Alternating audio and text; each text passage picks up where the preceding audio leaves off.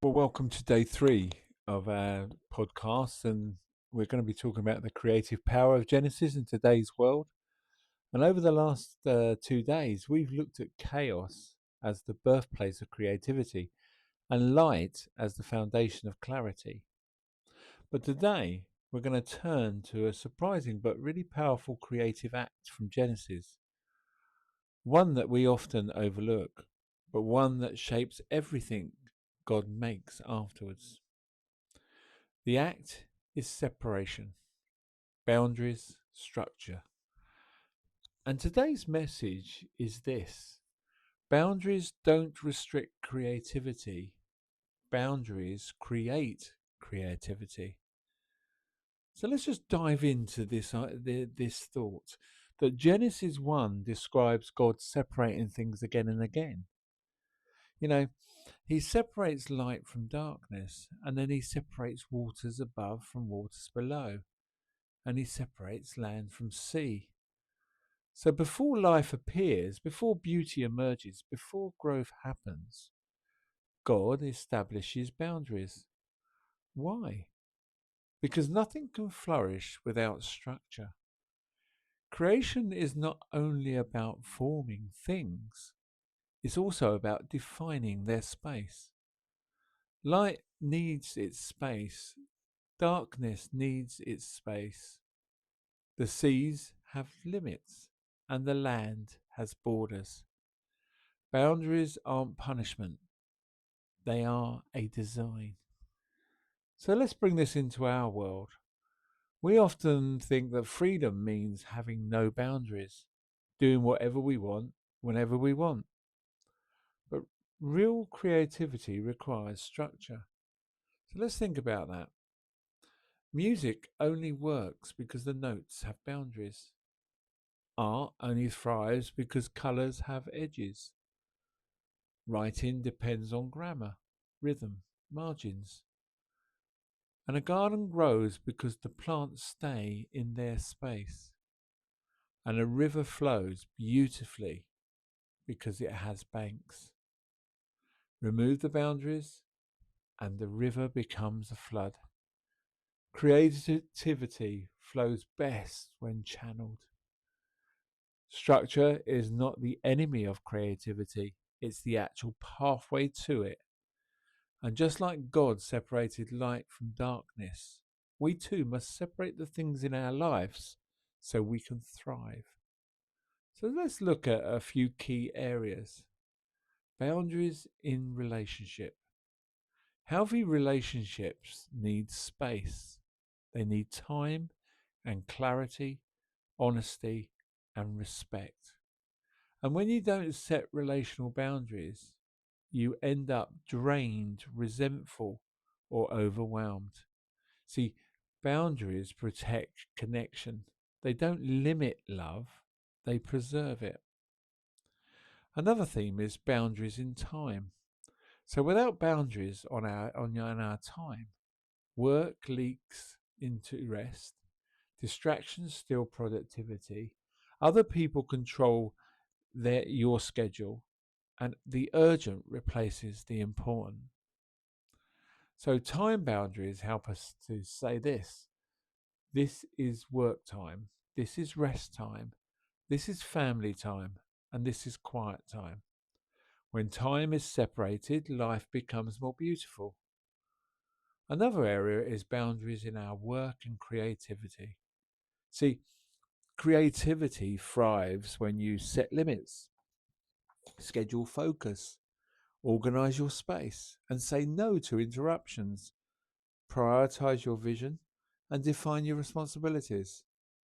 Just like God gave light its place in the day, you give your creative energy a space in your routine. Boundaries don't stifle creativity, they support it. So it's interesting that most people avoid boundaries because they fear losing freedom. But the truth is, without boundaries, you lose direction. And without boundaries, you gain purpose. Many people feel stressed or overwhelmed, not because they have too much to do, but because they don't have clear boundaries for what matters. Boundaries remove confusion, boundaries create space, and boundaries bring focus.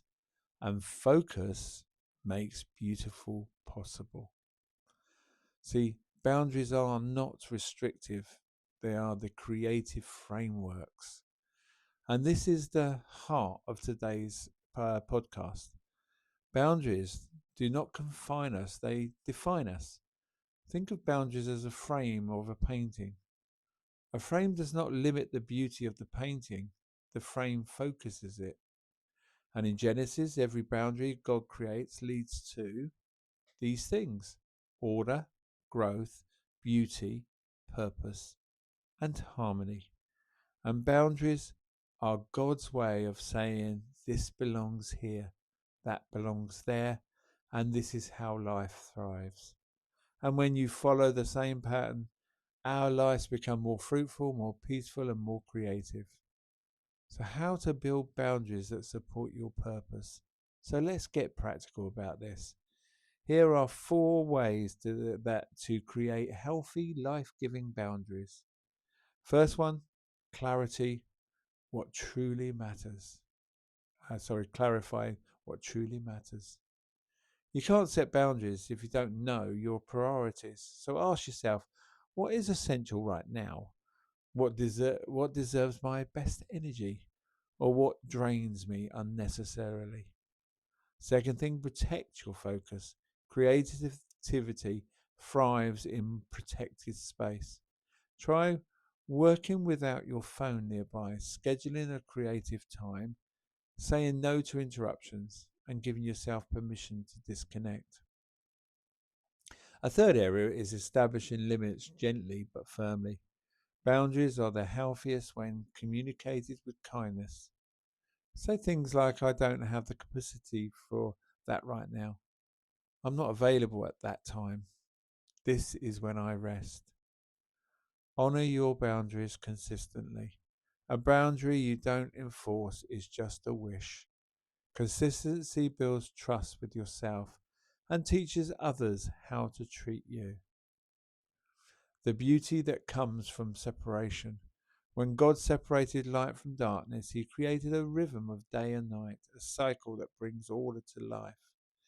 When he separated the land from the sea, he created shorelines, some of the most beautiful places on earth. Separation creates beauty, boundaries create blessing.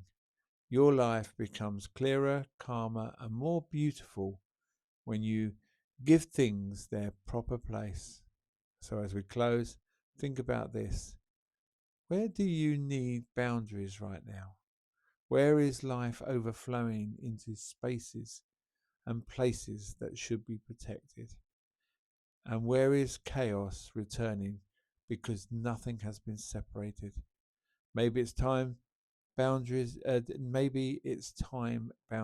in your time, your relationship, your work, your rest, your creativity, and also your emotions. So hear this truth today. Boundaries are not barriers. They are bridges to a more beautiful life. And just as God separated the elements of creation to make space for life, you can set healthy boundaries to make space for your purpose. Take a few minutes today to reflect on these questions. What areas of my life feel mixed together or chaotic right now? And what boundaries could bring more peace or clarity? And what is the one boundary I can establish this week to support my creativity and well-being? Write your answers with honesty and grace. And finally, just thank you for joining me on day 3 of the creative power of Genesis in today's world. And tomorrow in day 4, we'll be looking at seeds of potential, creativity that multiplies. So until then, may your boundaries bring peace, may your structure bring you beauty, and may your life reflect the order and creativity of the one that created you.